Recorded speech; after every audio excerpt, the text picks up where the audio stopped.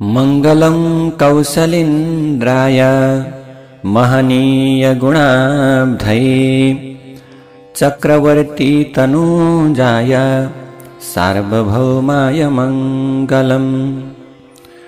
वेद वेदान्त वेदयाय मेघश्यामलमूर्तये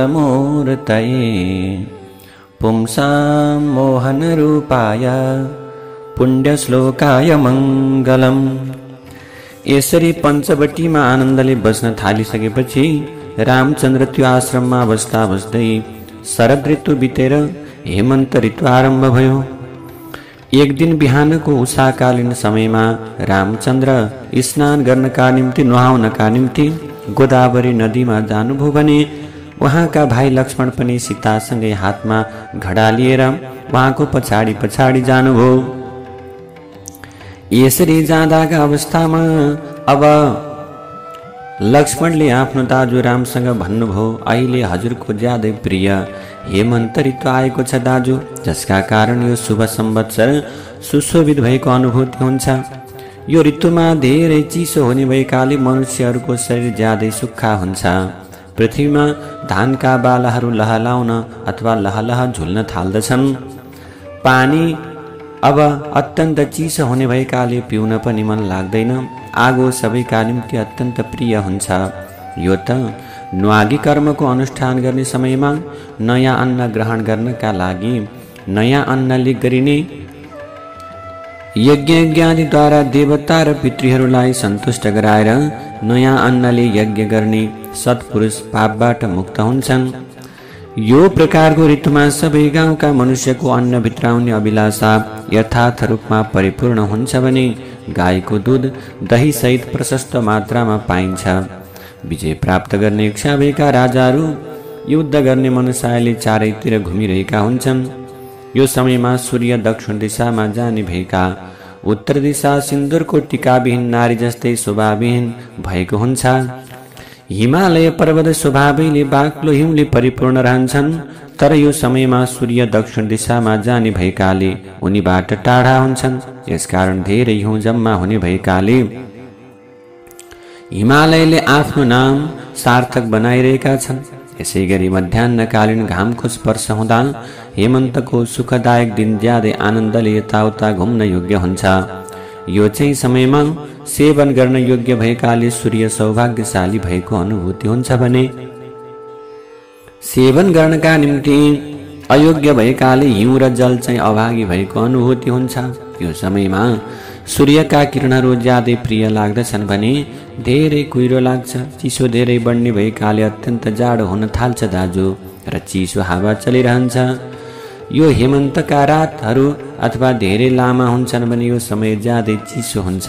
यसकारण खुल्ला आकाशमुनि कोही पनि सुत्दैनन् अनि पौष महिनाका यी रातहरू हिउँका कारणले फुस्रो भएको अनुभूति हुन्छ।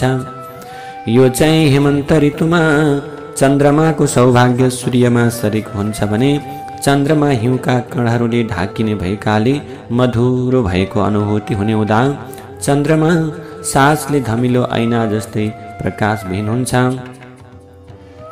यो समयको पूर्णिमाको रात पनि प्रकाशरहित हुन्छ भने स्वभावैले शीतल भएको अनुभूति हुने।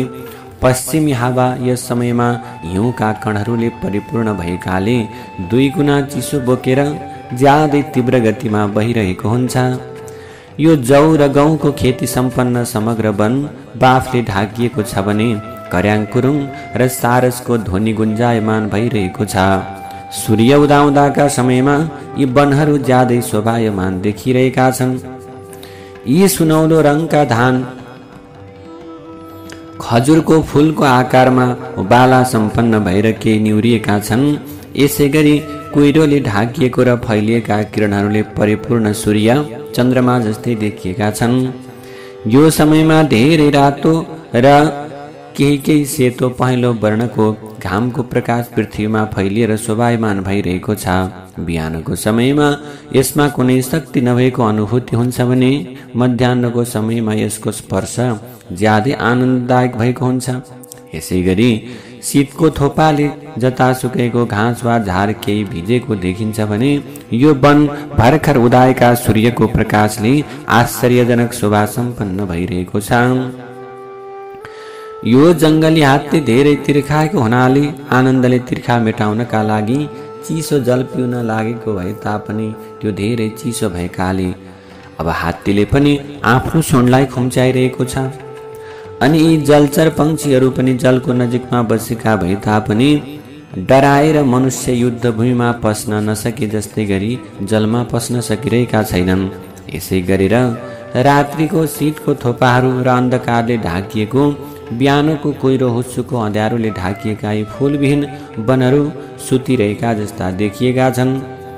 यो चाहिँ समयमा नदीको जलवापले ढाकिएको छ। यसमा घुमफिर गर्ने सारस आफ्नो ध्वनिले चिनिन्छन् भने नदी पनि जलले नभएर शीतले भिजेको बालुवाले आफ्नो किनारबाट प्रकाशमय हुन्छन्। यसै गरेर हिउँ पर्नाले र सूर्यका किरण मलिन भएका हुनाले जाडो धेरै बढेको हुँदा यी दिनहरूमा पर्वतको चुचुरोमा बर्सिएको जल पनि स्वादिष्ट भएको अनुभूति हुन्छ। जो चाहिँ धेरै पुरानो भएकाले जर्जर भएका छन्, जसको डाँठ र केशर सुकिसकेको छ। ती कमलको समूह नष्ट भएकाले तिनीहरूका डाँठहरू मात्र बाँकी रहेका छन्। यो समयमा भरतजी हजुरका लागि धेरै दुखी हुँदै हजुरमा ज्यादै भक्तिभाव राख्दै नगरमा बसेर तपस्या गरिरहेका छन्। उनले राज्यमान अनेकौं प्रकारका भोगहरू परित्याग गर्दै तपस्या गरिरहेका छन् भने नियमित आहार गरेर यो चिसो भुइँमा सुतेका छन्। यस समयमा भरत पनि स्नान गर्न उत्साहित हुँदै मन्त्री र प्रजाहरूसहित प्रत्येक दिन सरयू नदीको किनारमा जान्छन् होला।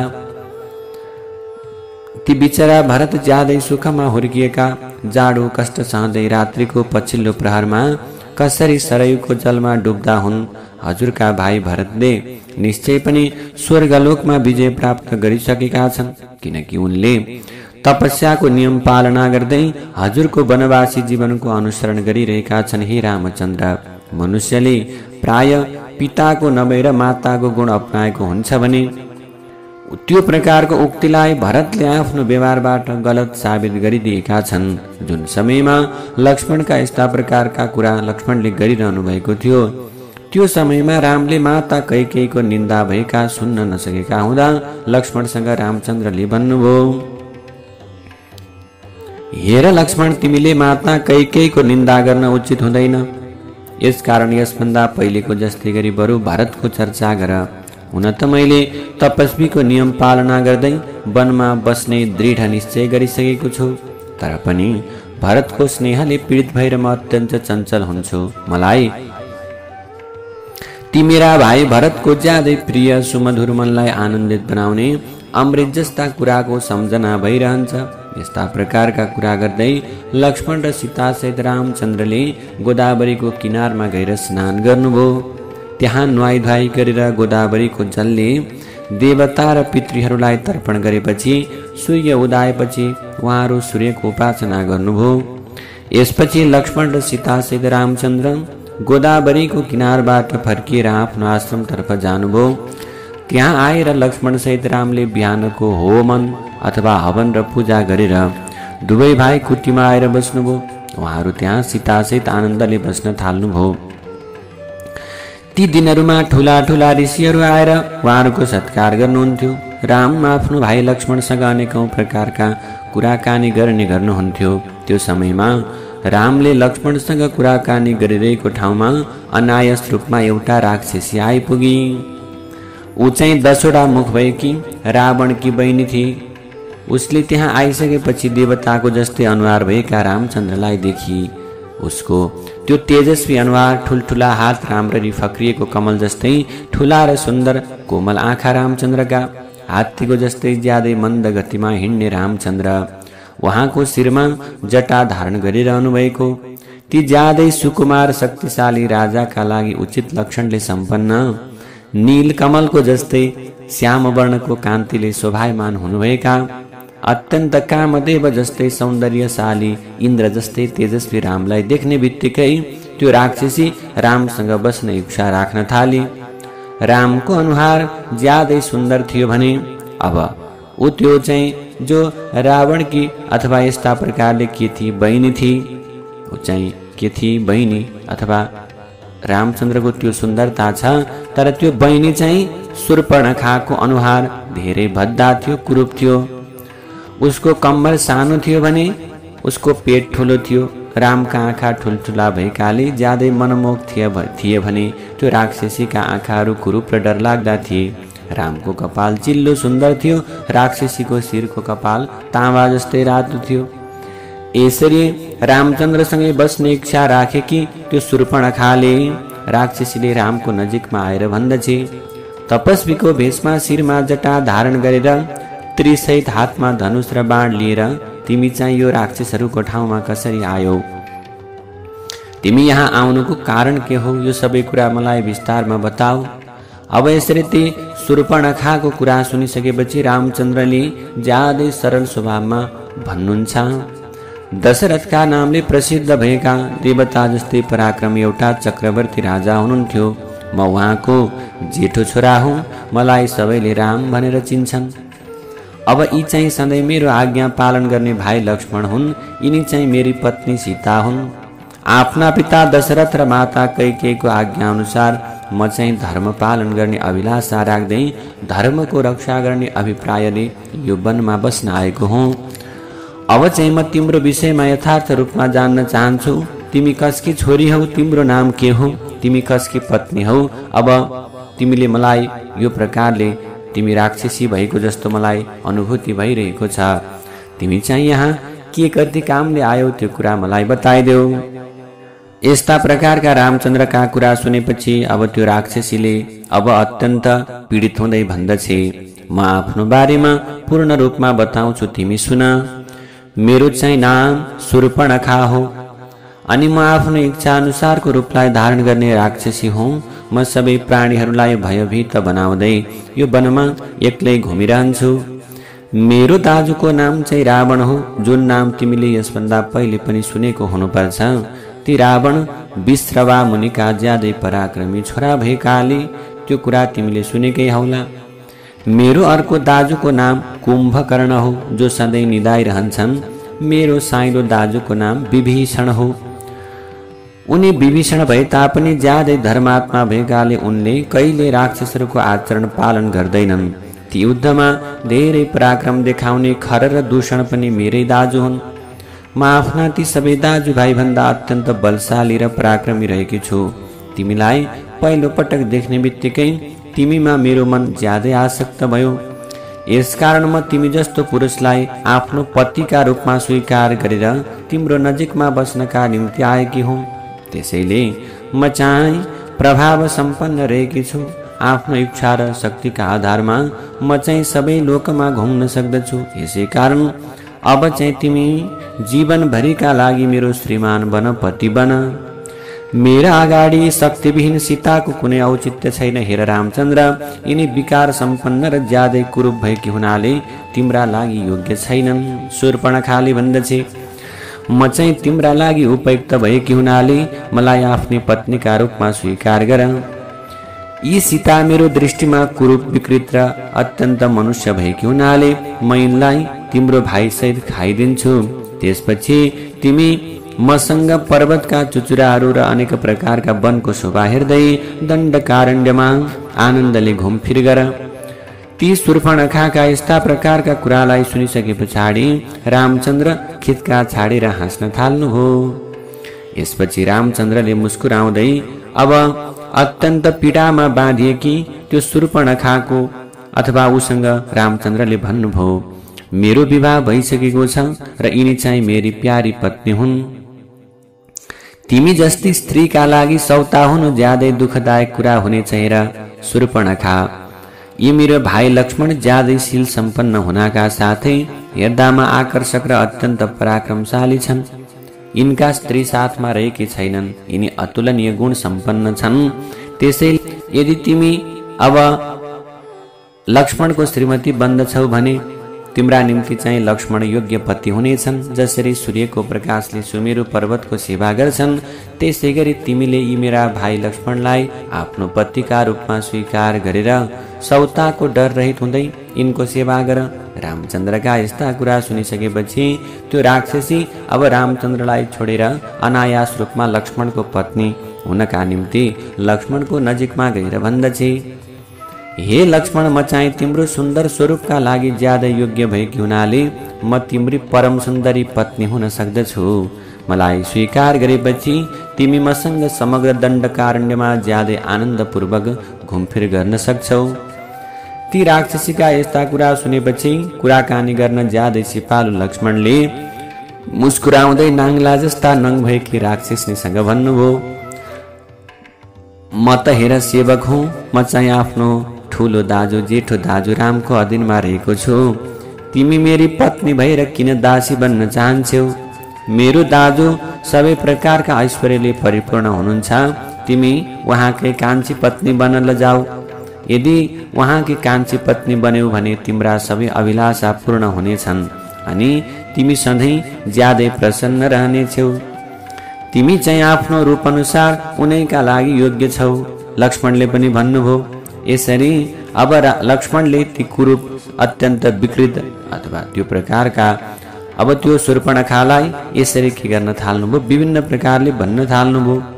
त्यसैले यो संसारको कुनै पनि मनुष्यले तिम्रो यो ज्यादै उत्तम रूपलाई परित्याग गरेर मानव कन्यासँग प्रेम गर्दैनन्। हेर शूर्पणखा, लक्ष्मणका कुरा सुनेपछि ख्यालठट्टा गरेको नबुझ्ने त्यो धेरै लामो पेट भएकी विकराल राक्षसीले लक्ष्मणको कुरामा विश्वास गरी यसपछि उसले फेरि कुटीमा सीतासँगै बसिरहेका रामको नजिकमा आएर फेरि अत्यन्त मोहित हुँदै भन्दछे, तिमीले कुरूप सानो जिउडाल भएकी अत्यन्त विकृत यी सीतासँग बसेर मेरो विशेष अनादर गर्न सक्दैनौ तिमीले। त्यसैले आज चाहिँ तिमीले हेर्दा हेर्दै म चाहिँ यी सीतालाई खाइदिन्छु अनि यो सौता नभएपछि तिमीसँग आनन्दले म घुमफिर गर्नेछु राम। यस्ता प्रकारका कुरा गरेपछि दन्किरहेका कोइला जस्ता आँखा भएकी शूर्पणखाले धेरै रिसाउँदै सीतामाथि आक्रमण गर्न थाली। यसपछि रामचन्द्रले त्यो मृत्यु जस्तै आइरहेकी राक्षसीलाई आफ्नो हुङ्कारले रोकेर ज्यादै रिसाउँदै लक्ष्मणसँग भन्नुभयो, हे मेरो भाइ लक्ष्मण, यस प्रकारको ज्यादै दुष्ट कर्म गर्ने राक्षसीसँग ख्यालठट्टा पनि गर्नु हुँदैन बाबु। अहिले सीताको प्राण धेरै मुस्किलले बचेको छ। तिमीले यो कुरूप कुलटा ज्यादै उन्मत्त यो राक्षसीलाई कुनै अङ्गविहीन बनाइदेऊ बाबु। रामको यस्तो प्रकारको आज्ञा पाएपछि धेरै रिसाएका लक्ष्मणले अब हेर्दा हेर्दै म्यानबाट तरबार निकालेर शूर्पणखाका नाक र कान काटिदिनुभयो लक्ष्मणले। यसरी नाक र कान काटिसकेपछि त्यो ज्यादै डरलाग्दो राक्षसी शूर्पणखा धेरै ठुलो आवाजमा चिच्याउँदै आफू पहिले आउँदा जस्तै गरी वनतिर भागी। आफ्नो नाक र कान काटिएकाले रगतले भिजेकी ज्यादै डरलाग्दो र विकराल रूप भएकी राक्षसी अनेकौं प्रकारको आवाजमा धेरै ठुलो चित्कार गर्दै गर्दै दौडिन थाली। हेर्दा हेर्दै ऊ चाहिँ डरलाग्दो स्वरूपमा भएकी अझ धेरै डरलाग्दो स्वरूप देखिन थाल्यो। आफ्ना काटिएका अङ्गहरूबाट रगतको धारा बगाउँदै दुवै हात माथितिर उचालेर चिच्चाउँदै एउटा विशाल वनभित्र ऊ प्रवेश गरी। यसरी लक्ष्मणले कुरूप बनाइदिए कि शूर्पणखा त्यहाँबाट भागेर राक्षसहरूले यथार्थ रूपमा घेरिएको ज्यादै तेजस्वी जनस्थानमा बस्ने दाजु खरको नजिकमा गएर आकाशबाट बिजुली परे जस्तै गएर भुइँमा गर्लङ्ग लड्दछे। शूर्पणखा खरकी त्यो बहिनी रगतले नुहाएकी थिई भने डर र मोहले मूर्छित जस्तै भइरहेकी थिई। उसको अब वनमा लक्ष्मण र सीतासहित राम आएका र आफूलाई कुरूप बनाएको समग्र प्रसङ्ग चाहिँ आफ्ना दाजु खरलाई त्यो शूर्पणखाले सुनाए। आफ्नी बहिनी यसरी अङ्गविहीन र रगतले भिजेको अवस्थामा भुइँमा लडेको देखेर त्यो राक्षस दुष्ट खरले अब ज्यादै रिसाउँदै भन्दछ, बहिनी उठेर आफ्नो सबै कुरा यथार्थ रूपमा बताऊ। यो मूर्छा र घबराहट परित्याग गरेर कसले तिमीलाई यस्तो रूपविहीन बनाएको हो? अब उसका विषयमा स्पष्ट रूपमा मलाई बताऊ। कसले आफ्नो अगाडि आएर शान्त भावले बसेको अपराधविहीन ज्यादै विषालु कालो सर्पलाई आफ्नो औँलाको टुप्पोले ख्याल ख्यालमै पीडा दिने प्रयास गरिरहेको छ? लौ भन। जसले चाहिँ आज तिमीमाथि आक्रमण गरेर तिम्रो नाक र कान काटिदिएको छ त्यसले हलाहल विष पियो भन्ने सम्झ, आफ्नो घाँटीमा कालाको पास लगायो भन्ने सम्झ। तर मोहका वशमा परेर उसले यो कुरा बुझ्न सकिरहेको छैन। हेर बहिनी, तिमी आफै पनि अरू प्राणीहरूका लागि यमराज जस्तै छौ, बल र पराक्रम सम्पन्न छौ।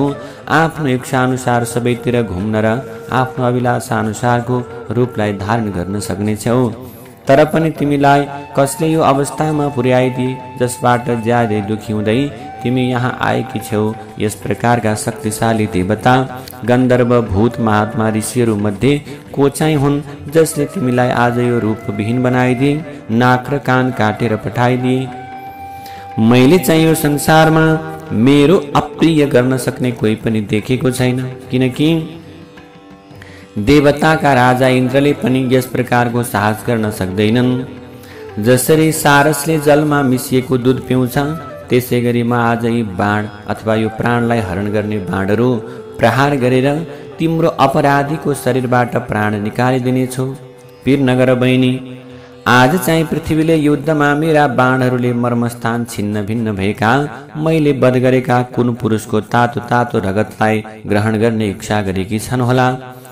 मैले चाहिँ युद्धभूमिमा वध गरेको कुन व्यक्तिले शरीरबाट मांस लुछेर हर्षित हुँदै यी बथानका बथान पक्षीले के गर्नेछन्, ग्रहण गर्नेछन्। जसलाई मैले यो युद्धभूमिमा तान्छु त्यो अपराधीलाई देवता, गन्धर्व, पिशाच, राक्षसले पनि अब चाहिँ बचाउन सक्दैनन्। तिमीले बिस्तारै होसमा आएर मलाई तिमीमाथि वनमा जबरजस्ती आक्रमण गरेर तिमीलाई पराजित गर्ने व्यक्तिको नाम बताइदेऊ बहिनी। त्यो अत्यधिक रिसाएका खरका यस्ता प्रकारका कुरालाई सुनेपछि शूर्पणखाले आँखाबाट आँसु बगाउँदै बगाउँदै अब भन्न थाल्दछे। वनमा हेर्दा ज्यादै सुकुमार रूप सम्पन्न धेरै बलवान दुईवटा युवा पुरुष आएका छन्। ती दुवैका आँखा राम्ररी फक्रिएका कमल जस्तै छन्। ती दुवैले गेरु वस्त्र र मृगको छाला लगाएका छन्। उनीहरूले फल र कन्दमूलको भोजन गर्छन्। तिनीहरू आफ्ना इन्द्रियहरूलाई बसमा राख्ने तपस्वी अनि ब्रह्मचारी हुन्। ती चाहिँ दुवै राजा दशरथका छोरा अथवा अनि दाजुभाइ हुन्। दशरथका छोरा दाजुभाइ, एउटा चाहिँ दाइ एउटा चाहिँ भाइ। बाउको नाम चाहिँ दशरथ। उनीहरूको नाम, एउटाको नाम राम भयो, अर्काको नाम लक्ष्मण हो। उनीहरू दुईटा गन्धर्व राजा जस्तै भएको अनुभूति हुन्छ भने राजाका लागि उचित गुण सम्पन्न, लक्षण सम्पन्न पनि छन् मेरो दाजु। मैले यी दुवै देवता वा दानव के हुन् मैले अनुमान गर्न सकिनँ। उनीहरूसँग एउटी यौवन र सुन्दर स्त्री पनि रहेकी छन् जसको शरीर कम्मर ज्यादै सुन्दर छ। उनी सबै प्रकारका आभूषणले सजिएकी छन्। ती महिलाका कारणले उनीहरूले मेरो एउटी अनाथ र कुलटा स्त्रीलाई जस्तै गरी यस्तो प्रकारको अवस्था बनाइदिएका हुन् मेरो दाजु। म चाहिँ युद्धमा ती कुटिल आचरण सम्पन्न स्त्री सहित ती दुवै राजकुमारहरूको वध भएपछि उनीहरूको फीज सहितको रगतले नुहाउन चाहन्छु दाजु। यसै गरी ममा युद्धभूमिमा त्यो स्त्री जो महिला र पुरुषहरूको पनि यस्ता प्रकारले के इच्छा छ त भने रगत पिउने अभिलाषा भइरहेको छ। यो हजुरले पूर्ण गरिदिनुपर्छ मेरो दाजु। शूर्पणखाका यस्ता प्रकारका कुरालाई सुनेपछि खरले ज्यादै रिसाउँदै अत्यधिक बलवान 14,000 राक्षसलाई आज्ञा दिँदै भन्दछ, यो ज्यादै डरलाग्दो दण्डकारण्यभित्र गेरु वस्त्र र कालो मृगको छाला लगाएका दुईवटा शस्त्र धारण गरेका मनुष्य र एउटी चाहिँ युवती सहित आएका छन् रे। अब चाहिँ तिमीहरूले त्यहाँ गएर पहिले ती दुवै पुरुषको वध गर, मारिसकेपछि ती दुराचारिणी स्त्रीको पनि वध गरिदिनु। किनकि आज मेरो बहिनीले ती तीनैजनाको रगत पिउने चाहना गरेकी छन्। यसै कारण तिमीहरू त्यहाँ गएर आफ्नो प्रभावका आधारमा ती दुवै मनुष्यको वध गरेर तत्कालै मेरी बहिनीको इच्छालाई पूर्ण गर। तिमीहरूले अब यो प्रकारको के गर त भने तिमीहरूले जब युद्धभूमिमा ती दुवैको वध गरेको देखेर यी मेरी बहिनी ज्यादै खुसी हुँदै हर्षित हुँदै तिनीहरूको रगत पिउने छिन्। त्यो खर नाम गरेको राक्षसको यस्तो प्रकारको आज्ञा पाएर 14,000 राक्षसहरू हावाले उडाएको बादल जस्तै गरी विवश भएर शूर्पणखासँगै उनीहरू पञ्चवटीतर्फ प्रस्थान गरे।